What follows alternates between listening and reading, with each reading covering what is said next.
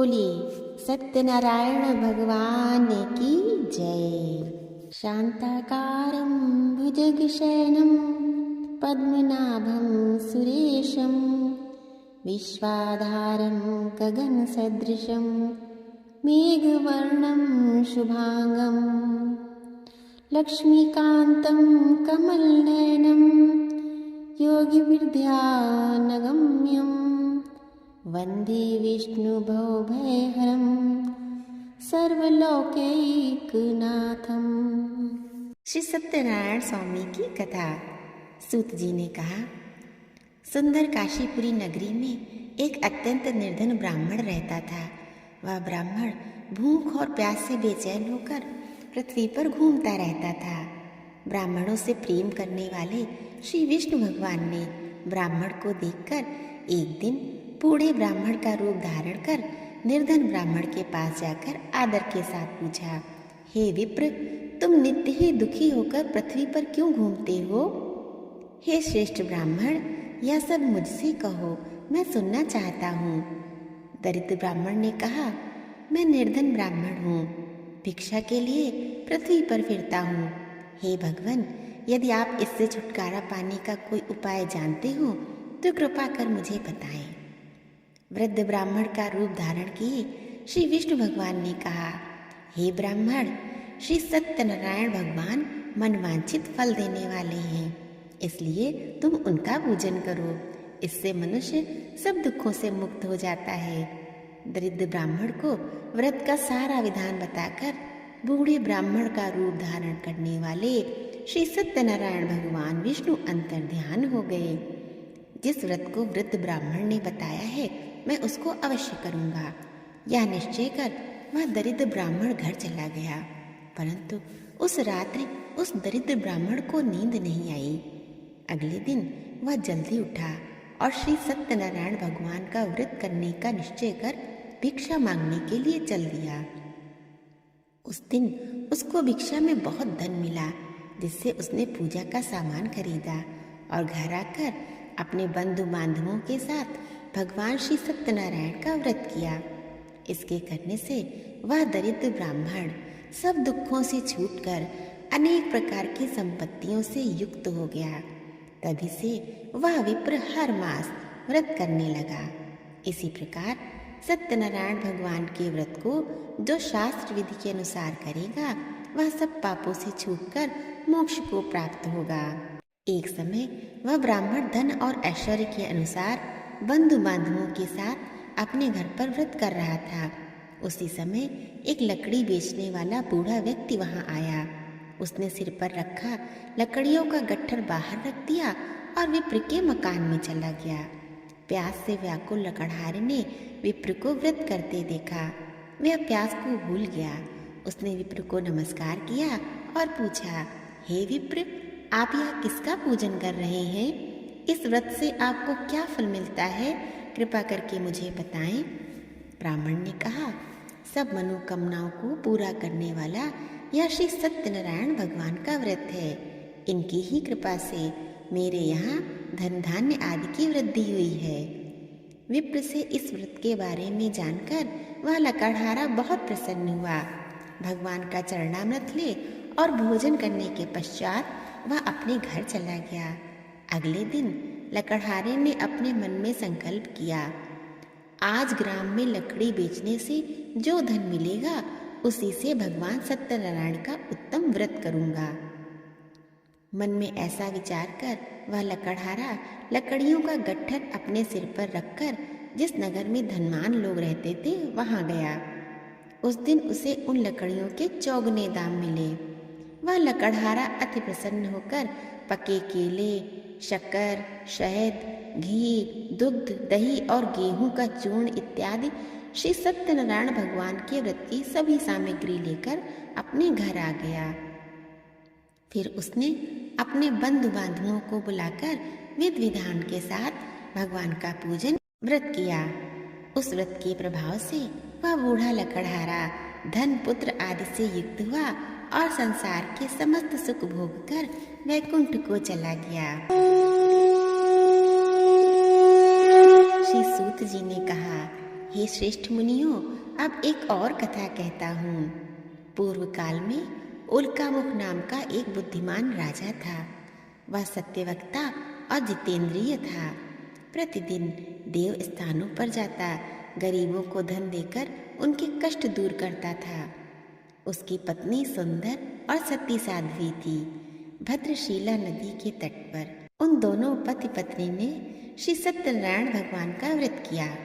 उस समय वहां साधु नामक एक वैश्य आया। उसके पास व्यापार के लिए बहुत सा धन था।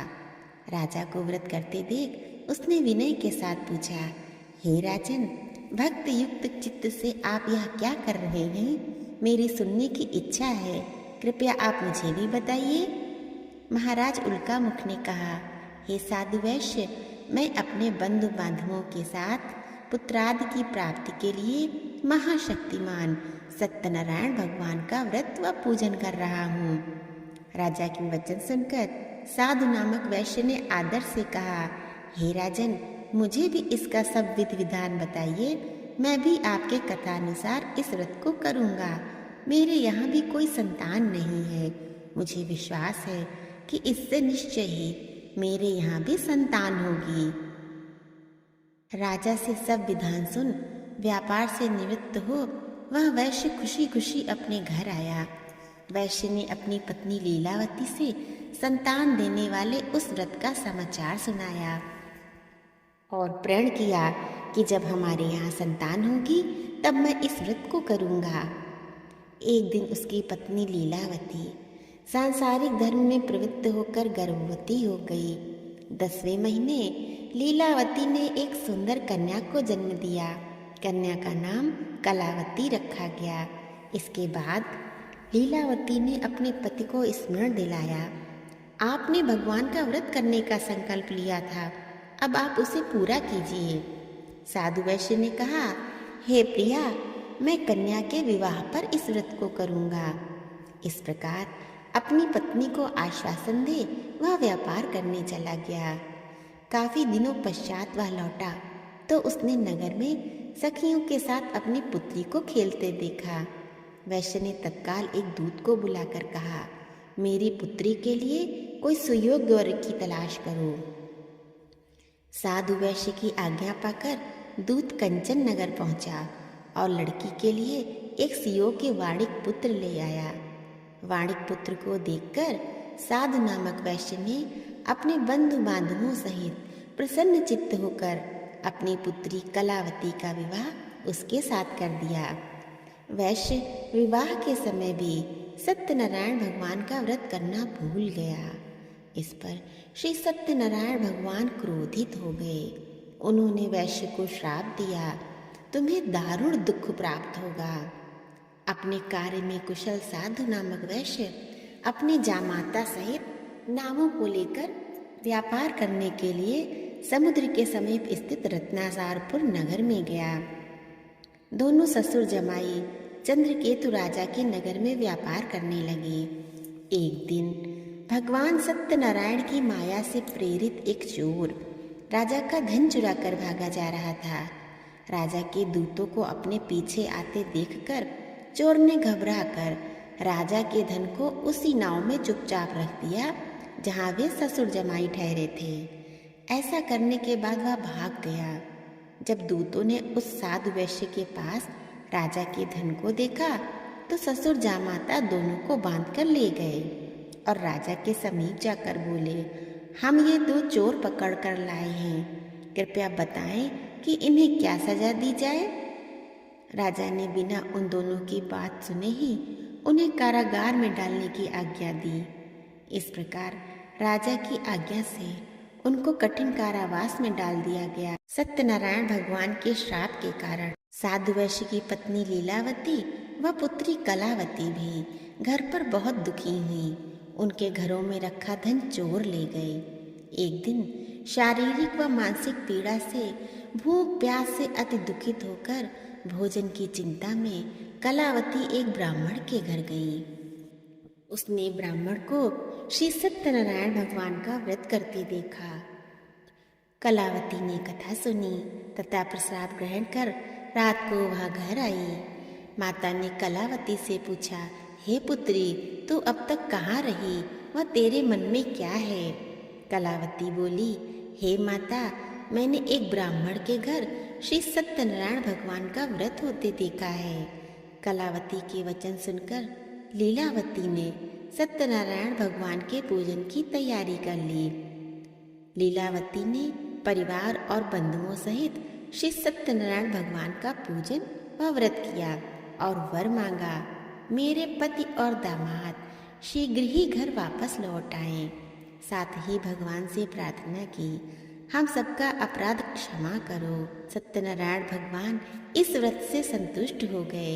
उन्होंने राजा चंद्रकेतु को स्वप्न में दर्शन देकर कहा, हे राजन, जिन दोनों वैश्यों को तुमने बंदी बना रखा है वे निर्दोष है, उन्हें प्रातः ही छोड़ दो, अन्यथा मैं तेरा धन, राज, पुत्र आदि सब नष्ट कर दूंगा।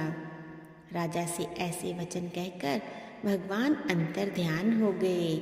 प्रातःकाल राजा चंद्रकेतु ने सभा में सबको अपना स्वप्न सुनाया और सैनिकों को आज्ञा दी कि दोनों वैश्य पुत्रों को कैद से मुक्त कर सभा में लाया जाए। दोनों ने आते ही राजा को प्रणाम किया। राजा ने उनसे कहा, हे महानुभावों, तुम्हें भावीवश ऐसा कठिन दुख प्राप्त हुआ है, अब तुम्हें कोई भय नहीं, तुम मुक्त हो। ऐसा कहकर राजा ने उनको नए नए वस्त्राभूषण पहनाए तथा उनका जितना धन लिया था उससे दूना लौटाकर आदर से विदा किया। दोनों वैश्य अपने घर को चल दिए। श्री सूत जी ने आगे कहा, वैश्य और उसके जमाई ने मंगलाचार करके यात्रा आरंभ की और अपने नगर की ओर चल पड़े। उनके थोड़ी दूर आगे बढ़ने पर दंडी वेशधारी श्री सत्यनारायण भगवान ने उनसे पूछा, हे साधु, तेरी नाव में क्या है? अभिमानी वैश्य हंसता हुआ बोला, हे दंडी, आप क्यों पूछते हैं? क्या धन लेने की इच्छा है? मेरी नाव में तो बेल और पत्ते भरे हैं। वैश्य का कठोर वचन सुनकर दंडी वेशधारी श्री सत्यनारायण भगवान ने कहा, तुम्हारा वचन सत्य हो। ऐसा कहकर वे वहां से कुछ दूर जाकर समुद्र के किनारे बैठ गए। दंडी महाराज के जाने के पश्चात वैश्य ने नित्य क्रिया से निवृत्त होने के बाद नाव को ऊंची उठी देखकर अचंभा किया तथा नाव में बेल पत्ते आदि देखकर मूर्छित हो जमीन पर गिर पड़ा। मूर्छा खुलने पर अत्यंत शोक प्रकट करने लगा। तब उसके जामाता ने कहा, आप शोक ना करें, यह दंडी महाराज का श्राप है, अतः उनकी शरण में ही चलना होगा, तभी हमारी मनोकामना पूरी होगी। जामाता के वचन सुनकर वह साधु नामक वैश्य दंडी महाराज के पास पहुंचा और भक्तिभाव से प्रणाम करके बोला, मैंने जो आपसे असत्य वचन कहे थे उसके लिए मुझे क्षमा करें। ऐसा कहकर वैश्य रोने लगा। तब दंडी भगवान बोले, हे वणिक पुत्र, मेरी आज्ञा से तुझे बार बार दुख प्राप्त हुआ है, तू मेरी पूजा से विमुख हुआ है। साधु नामक वैश्य ने कहा, हे भगवान, आपकी माया से ब्रह्मा आदि देवता भी आपके रूप को नहीं जान पाते, तब मैं अज्ञानी भला कैसे जान सकता हूँ। आप प्रसन्न होइए, मैं अपनी सामर्थ्य के अनुसार आपकी पूजा करूँगा, मेरी रक्षा करो और पहले के समान मेरी नौका को धन से पूर्ण कर दो। उसके भक्ति युक्त वचन सुनकर श्री सत्यनारायण भगवान प्रसन्न हो गए और उसकी इच्छा अनुसार वर देकर अंतर ध्यान हो गए। तब ससुर व जामाता दोनों ने नाव पर आकर देखा, नाव धन से परिपूर्ण है। फिर वह भगवान सत्यनारायण का पूजन कर जामाता सहित अपने नगर को चला। जब वैश्य अपने नगर के निकट पहुंचा तब उसने एक दूत को अपने घर भेजा। दूत ने साधु नामक वैश्य के घर जाकर उसकी पत्नी लीलावती को नमस्कार किया और कहा, आपके पति और दामाद सहित इस नगर के समीप आ गए हैं। लीलावती और उसकी कन्या कलावती उस समय भगवान का पूजन कर रही थीं। दूत का वचन सुनकर साधु की पत्नी लीलावती ने बड़े हर्ष के साथ सत्यदेव का पूजन पूर्ण किया और अपनी पुत्री कलावती से कहा, मैं अपने पति के दर्शन को जाती हूँ, तू कार्य पूर्ण कर शीघ्र आ जाना। परंतु कलावती पूजन एवं प्रसाद छोड़कर अपने पति के दर्शनों के लिए चली गई। प्रसाद की अवज्ञा के कारण सत्यदेव रुष्ट हो गए। फलस्वरूप उन्होंने उसके पति को नाव सहित पानी में डुबो दिया। कलावती अपने पति को न देख रोती हुई जमीन पर गिर पड़ी। नौका को डूबा हुआ तथा कन्या को रोती देख साधु नामक वैश्य दुखी हो गया और बोला, हे प्रभु, मुझसे या मेरे परिवार से जो भूल हुई है उसे क्षमा करो। उसके दीन वचन सुनकर सत्यदेव भगवान प्रसन्न हो गए। आकाशवाणी हुई, हे वैश्य, तेरी कन्या मेरा प्रसाद छोड़कर आई है, इसलिए इसका पति अदृश्य हुआ है। यदि वह घर जाकर प्रसाद खाकर लौटे तो इसका पति अवश्य मिलेगा। आकाशवाणी सुनकर कलावती ने घर पहुंचकर प्रसाद खाया और फिर वापस आकर अपने पति के दर्शन किए। तत्पश्चात साधु वैश्य ने वहीं बंधु बांधवों सहित श्री सत्यनारायण का विधि पूर्वक पूजन किया। वह इस लोक का सुख भोग कर अंत में स्वर्गलोक को चला गया। बोलिए श्री सत्यनारायण भगवान की जय।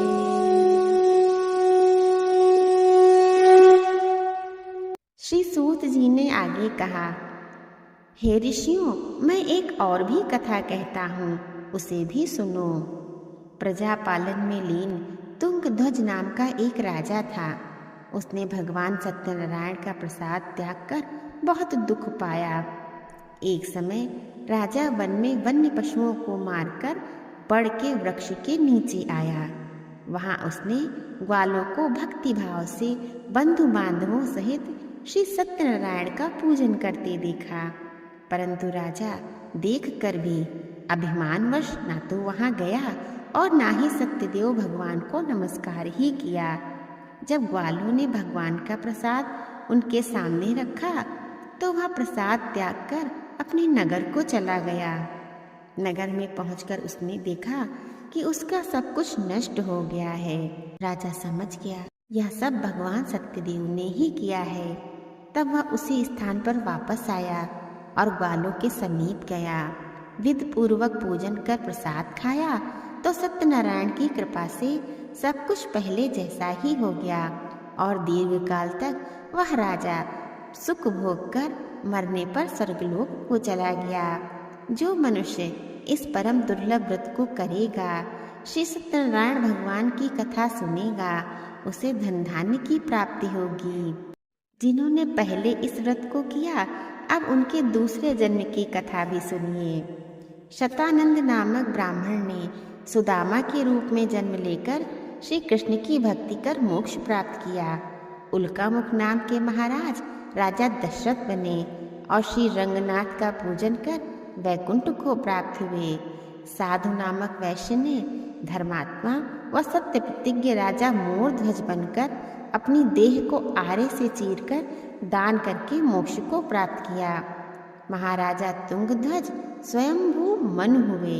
उन्होंने बहुत से लोगों को भगवान की भक्ति में लीन कर मोक्ष प्राप्त किया। लकड़हारा भील अगले जन्म में गुह नामक निषाद राजा हुआ, जिसने भगवान राम के चरणों की सेवा कर मोक्ष प्राप्त किया। बोलिए श्री सत्यनारायण भगवान की जय। श्री सत्यनारायण भगवान जी की आरती। जय लक्ष्मी रमणा स्वामी, जय लक्ष्मी रमणा सत्यनारायण स्वामी, जन पातक हरना। जय लक्ष्मी रमणा रतन जड़ित सिंहासन, अद्भुत छवि राजे, नारद करत निरंजन, घंटा ध्वनि बाजे। जय लक्ष्मी रमणा। प्रगट भये कलिकारण, द्विज को दरस दियो, बूढ़ो ब्राह्मण बन कर कंचन महल कियो। जय लक्ष्मी रमणा, दुर्बल भील कठियारो, जिन पर कृपा करी, चंद्रचूड़ एक राजा, तिनकी विपत्ति हरी। जय लक्ष्मी रमणा, वैश्य मनोरथ पायो, श्रद्धा तज दीनी, सो फल भोग्यो प्रभु जी, फिर स्तुति कीनी। जय लक्ष्मी रमणा, भाव भक्ति के कारण, छिन छिन रूप धर्यो, श्रद्धा धारण कीनी, तिनके काज सरयो। जय लक्ष्मी रमणा, ग्वाल बाल संग राजा, मन में भक्ति करी, मन वांछित फल दीनो, दीन दयाल हरि। जय लक्ष्मी रमणा, चढ़त प्रसाद सवायो, कदली फल मेवा, धूप दीप तुलसी से, राजी सत्य देवा। जय लक्ष्मी रमणा, श्री सत्यनारायण जी की आरत, जो कोई जन गावे, कहत शिवानंद स्वामी, भजत हरि हर स्वामी, सुख संपत्ति पावे। ओम जय लक्ष्मी रमणा। बोलिए श्री सत्यनारायण भगवान की जय।